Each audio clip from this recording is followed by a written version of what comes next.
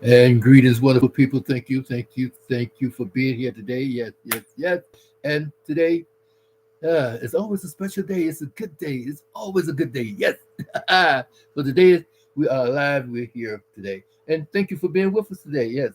And by the way, before we start off with the day, please by all means share this out because this is going to be a message that needs to go viral because everyone over the age of consent needs to hear this, needs to be a part of the situation because we are told that love is truth with action. Yeah. All right, now tell the truth, shame the devil, take action because, hey, whew, that's what it's all about, right? So, anyway, we come today to talk a little bit about the elephant in the room. Yeah, the big elephant in the room. Either, how about the Longhorn walking through the jewelry store? Hmm, think about that, right? The gorilla in the house. Well, what about all those things that come about? Well, for one thing, we talk about the situation where we so much we're ashamed to talk about it. We whisper it. Don't even whisper it because it's a private thing. It's a secret thing. It's nobody's business. But yet it's still it's all over the place. It's all over the place. We're talking about divorces and talking about uh, infidelity, cheating, adultery, impurity, fornication. But who's talking about what's going on behind the doors? What's not going on behind the doors? And that's what we're going to do. What is not going on behind the closed doors? Because what's not going on, what is supposed to be, what should be going on, that is love and taking care of the situation at hand because you took a vow to love, honor, cherish, all that good stuff, you know what I mean? And then as a leader, as a person that's say, I love you and I do, it's supposed to be a unity of love, a unity of the spirit, and then compassion that is, yeah, holding forth the vows, and you took the vows. The vow is like going to an altar, and this is my sacrifice. You swear on this situation. That's a vow. You swore on something. When you say I do, I swear that I'm gonna take care of this situation. I'm going by this situation through it. But then again, after a little while, things happen.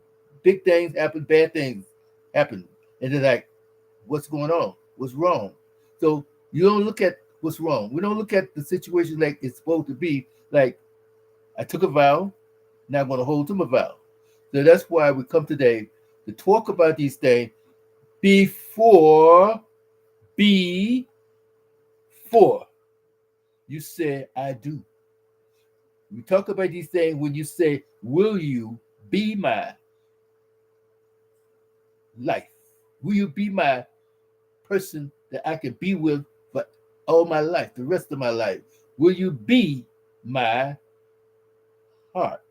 Will you be my love? Will you be my to make me the place where it say we become one? Now we're getting somewhere. But see, this is not happening. This is not happening in so many places. And then we go to counseling, we go to different places, different situations. And so we say we get a little therapy, a little conversation to go on. But then it seems to be like they're not even asking the right question or telling us the right situation or the information. So what is happening? What's going on? So today let's talk a little bit about what should be going on, what should be happening, and then let's work on it. Oh, that's the key. Work on it. Because see, just talking about it, thinking about it, and then not doing anything about it is leaving us in the same situation, the same barnyard mentality. Okay.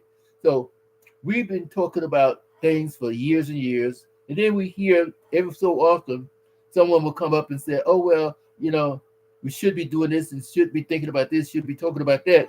But how often do this do? How many teeth does a chicken have? Very seldom you hear somebody come in to talk the truth, to tell you about things that should be done. And then it's like, you don't hear them anymore. These are the things that we should be up in the people's face every day, every second of the day, to let you know that, hey, there wouldn't be so many divorces if we took advantage of these situations, took advantage of the guideline, took advantage of the information that has been put forth and put out there for us to do. Not to say, not to be judgmental, not to be, how you say, condemning nobody, anybody. So not to criticize, but just to build up and strengthen.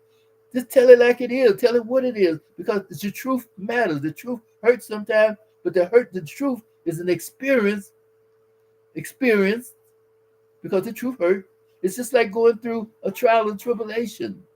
Instead of saying, "Oh my God, I'm going through this, I'm going through that," look at it as a place of information. Look at it as a place of learning. Look at it as a place that you have gained experience now, and that experience, it seems to be what we're not using today, or what we're not having today, but because we're supposed to have it. Anyway, now back to that elephant in the room, intimacy. Intimacy. We know too many times that fornication. Okay, so we're not going to touch fornication too much, because what the word said: flee fornication. Fornication is part of the flesh. Fornication this, fornication that. Without marriage, when we have intercourse, it's fornication. Period. Okay, well, nobody trying to say whatever. Well, it shouldn't be that way. Okay, well, it should be. We're talking about what it is. Okay, we're gonna leave it just like that. But we're gonna talk really about the marriage situation, which we call cheating or infidelity. Now, the divorce rate is off the chain. It is so sad to say that you spend all of that money with a wedding, all that, the venue of getting married and everything, and then maybe a year, 2 years, sometimes 5 years. Sometimes if you manage to get halfway decent, maybe 10 or 15 years, here we go to the divorce court. Why? Why? And the first thing they say, well, incompatible. Compatibility has always been upfront. Well, then they say, well, the need for communication. Communication is the leading thing. And then they say finance. Okay, finance is going to always be there, up and down, whatever. But usually, here we go. Well, the reason why someone is looking for a divorce is because the one is working so hard and don't have time for the other one. They're lonely. They've been emotionally disconnected. They feel empty. They feel like they've been left alone. No one is taking attention to them. They need attention. All that stuff they come about.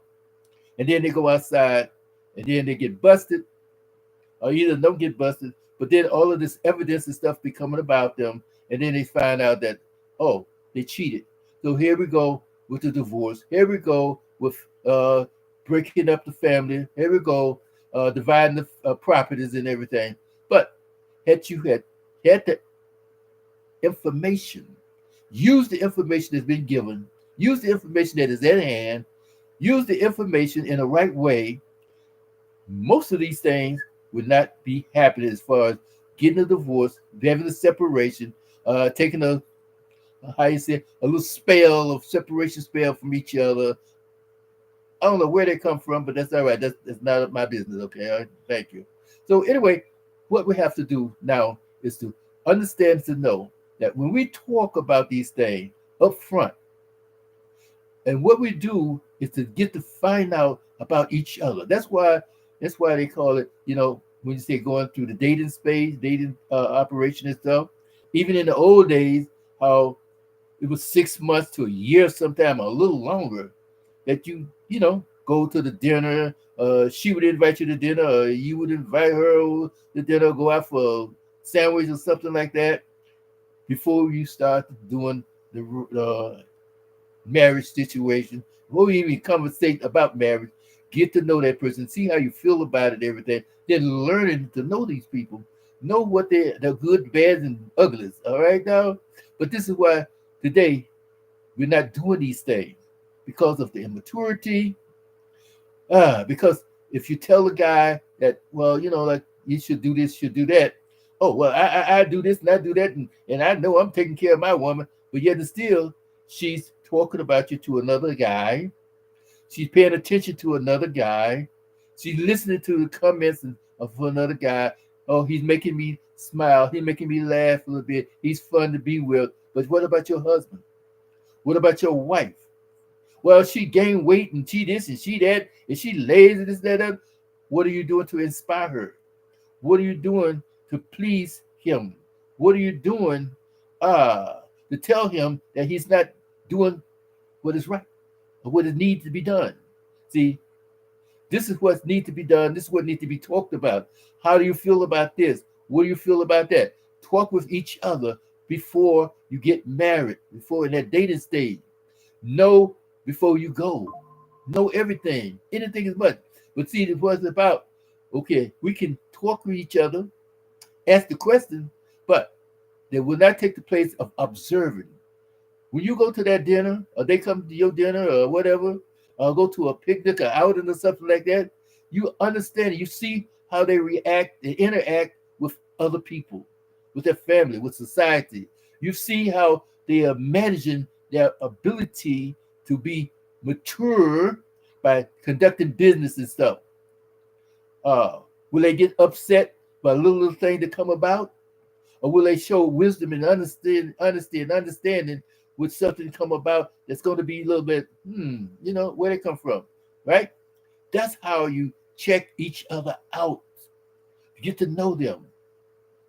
Oh, you putting your best foot forward. That thing with no disrespect to the 90 days and all this stuff right there, because people can play those games, but you don't let them know that you playing that game. That you let them know that you waiting 90 days because having sex, but you have sex whenever you get ready to. That's your thing. Even though it may be wrong, but we doing things wrong all the time anyway. So hey, to each his own. But anyway, what happened is still you understand to let you understand and then test the spirit in all things. Test the spirit. How do you feel about kids? How do you feel about your spirituality? How do you feel about job, being an entrepreneur? How do you feel about well, family? How many children would you like to have? Then we're talking about the thing called a deal breaker. But you know that if they get upset when noise come around or the kids thing be aggravating them and stuff like, you see how they react. You're looking at them and everything. Yeah, you're judging. You're judging, but you're not putting it in a place where it's, oh wow, ooh, ooh, ooh, ooh, ooh, ooh. No, you casually listen, you casually observe, and then you take your mental notes, and then when you get a chance to write it down. And then when you feel that this person is not the right person for you, then you have to make a decision. Make the right decision to either yay or nay. And then another thing too, with making the decision is that so many times, when the divorce come about, you say, well, we're incompatible. Okay? We'll look at different reasons for incompatibility, right? One thing, we'll go with the medical issue sometime, right? Well, most men that's not taking care of themselves and the blood is not circulating like it should be because they're not doing right medication situation, they're eating right, taking the right herbs or whatever. The doctor care, not going to the doctor like they're supposed to, should be, not exercising like they should be. And then next thing you know, it's like performance is down, down, down. So naturally, most women, um, how you say, most women are just right for the season, right now. So anyway, so she might feel place that she's a need. Most men don't look at their wife and say, my wife need me in a certain way. No, they'll talk about, oh well, I can do this and I do that and da da da da da, and I know I'm good. Yeah, you good. Good to talk to sometimes. You're a nice guy. You open the door for her. You how you pull the chair out from the table for her, da da da. You take her out for dinner sometimes, but yet and still, when she needs you, because her hormones are kicking up, and then around certain times of situation where her temperature goes above 98.6, and then she have a need and a desire, because usually most of the time in the last 40 years, they've been taking medication called birth control. That birth control major item in it is estrogen. Estrogen builds up the body, it builds up the situation. And now it's all through her system and everything, her mama's system, passed down to her system. And she went on birth control at 16 or 17 or whatever, 15. And now she stopped birth control when she got before she got married, but the medication is still in her system. So therefore, she getting ready to climb the wall. That's all there is to it. So now he is incapacitated, an ability that is. So he does his best to do things. But his attitude towards the situation is not really conducive or there for her in such a way where, hey baby, I'm sorry, look here, let's talk, da da da, and then hold her, kiss her, love her, let her know that you're still there for her. And if she step out and you talk about, oh, she betrayed me, okay, first of all, let's look at the word betrayal. Okay? Let's look at the word betrayal. When you betray someone, you set them up for a death sentence. Judas betrayed Jesus, sold him out for silver. They killed the master. And then he pointed him out to the guards. Another betrayal. Samson, Delilah sold Samson out, make him give up his secret about his hair and the power and his strength, sold him out. So that's what really betrayal is all about, is to sell you out. Betrayal is when you give up your body, yeah, you violated a principle, you violated a vow, you violated trust. But let's take trust then, all right? Trust is when you can be on the road and you call your wife or you call a mate, and they'll come 3 o'clock in the morning help you. They'll come to another town even to be there for you. If something go wrong and you need $5, they'll do what they have to do to get to you. Go get the $5. That's trust. But now you say, "Oh, I don't trust nobody." But you know what else too?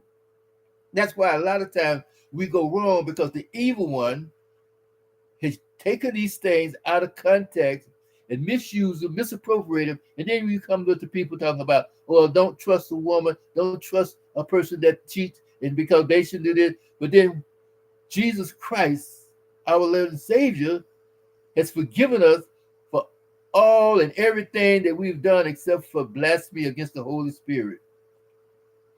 If you really concerned and considerate about what you've done, having that care and how you saw that in your heart, your spirit, your remorse, God will forgive you. He forgives. He said his arm is not too short that he can't reach you. And we've done some stuff that I know God ain't reaching me, but he done it. He done it. You've been to the lowest part of the whole situation. The sewer is is an oasis compared to some of the stuff that we've gone through at one time or another. And God still reached us and brought us out and brought us through. So please, when they said don't trust, don't forgive people, they are talking from the arc and the aspect of the enemy, because all sin comes from the enemy. All sin, all, any unrighteousness, all disobedience, all things, all evil come from the enemy. And let that enemy is giving you the okay to do this, do that, and tell your wife, tell your spouse that, oh, well, we can't trust you no more. That okay, so you say, if you take them back and they said, I'm remorse, I'm sorry, I'll do better, this, that, and other, and you feel in your heart that, okay, look, yeah, rather than go through a divorce thing, okay, we're just going to be roommates for a while, okay? Just going to be roommates. Don't expect for no outlandish doing this, doing that, and they are agreeing with you because they just say, I want to make amends, I want to make it right, and that, okay, so you let it make it right. That means you don't go jump in the bed with them. You're going to go jump in the shower with them. You are friends, but you're casual and cordial friends. That means you don't pout, you don't stick up your nose at them, you don't be blamming them every day. Oh, you did this, you did that. In fact, you don't even bring up the situation, and then let them day by day improve the relationship. You can enter. You continue to pray. You continue to go along with the, not to go along with it, but you intend to stay close to who you believe in and what you believe in. And then by and by, who knows? You may get back together in the right way. Who knows? That's a decision that you got to make. That's why the Lord said, forgive 70 times 7, and then do good to those who mistreat you and say all manner of evil about you. She might have been the wildest thing out there on the road, having fun, left, right, and in between. And yet and still, she only stopped when she got busted. But yet and still, she don't want to, like, then she realize that she gonna get put out. She gonna have to go in the street. She gonna have to go in a place where now the place people that she's dealing with don't really want her except for that situation. And that's what we got to look at. So now the husband said, well, I can't trust you no more. Well, you ain't supposed to trust nobody. It's just like, okay, families, and I'm talking to a few families that has been there, done that. They have maybe a son or daughter that's on drugs. And before you really realize that the drug was really taking over their lives, they were stealing. They was out there doing bad and wild things. And then you realize that, oh my God, my child is strung out on drugs. But in the meantime, they have been doing this for weeks and months. You didn't throw them out when you first heard about it. The rumor came about. You didn't throw them out when you found out that that a couple of things was missing around the house. Right then, you only threw them out when the things got so overwhelmed that you couldn't take it anymore. When they got the violence, mostly times. But then again, what do? Put your stuff up, put it in safe keeping, lock it up, lock the doors. You know what I mean? There are always precautions that you can do. So this is what we're trying to say today. Before you kick people out, do this and do that, think about these things and then forgive them anyway. Whatever that you keep them or stay with them or not, forgive them. And then, like I say, then you have to make a decision as to the direction you want to go moving forward. So that's one thing about the trust issue and then making a decision, right? So anyway, now moving on. Oh, wow. Okay, so another place that we go wrong with or go into a situation is that when we have incompatibility, and then you also say you find out that, you know, They have a medical problem, medical issue, either man or woman. You're supposed to be there for them. Irregardless. Oh, well, I can't take this no longer, this, that, other. Then why did you get married? That's the question that you ask each other. You said, speak of way back then when y'all was talking. How it would happen if you happen to be incapacitated, sick for a long length of time? How would you feel? And then visualize this stuff. Put it in your mind spirit. What happened if they were like in a car accident and lose a limb? Think about it. Yeah, think about it. Look at it. Look at your husband and your wife with no legs or no arms. See it in your vision, in your mindset, and then go with the flow. Go with a daily activity of how you have to work with it and do that, and then decide now, shall I stay or shall I go? But anyway, you have to really see these things in your mind and your spirit, and then there's another place of incompatibility is that not incompatibility, but then when you like, well, we're not really compatible because of a size thing. So I used to do make a suggestion to people that I was dealing with everything, right? I'm talking to get a hot dog, a banana, and a cucumber, and talk to your person. If it's a female, talk to your female friend about situation. Even the scripture said, know how to talk, know how to answer any question, know how to discuss things because of compassion, caring, goodness. You know what I mean? You don't just blurt out things with a bad thing. That's why we call it wisdom and understanding it. Let them know how you feel about things. And then ask them questions about how do you feel and what you think. Because see, in this day and age, we have been so inundated with these situations like hand me down conversation and stuff. It's got to be this, got to be that, and people are really looking at other people for information and all that stuff. You know what I mean? Instead of going to the length of your own self, right? So therefore, we have to really talk about these things, discuss these things, and then work on them. Don't let a female go and then on the wedding day or whatever, she gonna be disappointed or upset about a situation whereas she should already know. You don't have to go around taking a shower together and everything, this, that, and the other. But if you discuss these things, she'll have in her mind what to expect because now you're going to be upfront with her about anything, no matter what it is, how it is.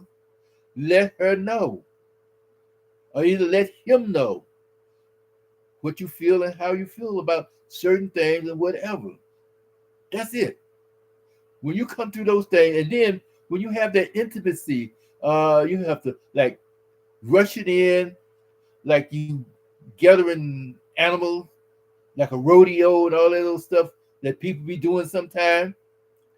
No, maybe when they were late teens and 20s, rough riders going across the prairie and all that stuff, fast riding on a race horse, one thing.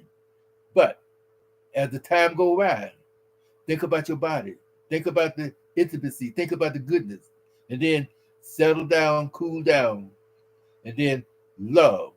Put love involved in the situation. You're not a construction worker, for real, for real. And you're not in a rodeo, for real, for real. That's why those people on the porn site, they do certain things because it's called not activity, yeah, it's pleasure, but they're acting. And they will do what they do to get you excited. But in reality,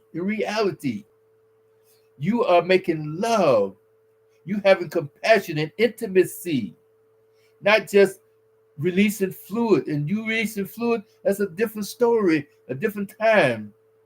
But when you care and love someone, you have to be there for them in a certain way that make them uh, want to be bothered with you, make them want you even more, and you doing the best you can, and letting them know you're doing the best you can before, during, and after. Even after, so many times, maybe one spouse will say, "Oh, this person just go to sleep. This person go to the bathroom, or go on the game. This person takes a walk, da da da." No, stay there.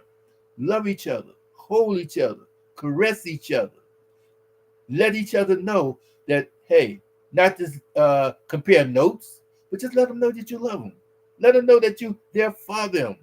Let them know that you there for them in a way whereas they want you to be there with them at all times. So when that other situation come about, when John Doe and Raphael come over here trying to whisper at her and talk to her, and then she'll understand, she'll say, I got a husband. Because she know that they might take her to the moon, to Mars, and Venus, and Neptune and back, but she'll know that her husband is key.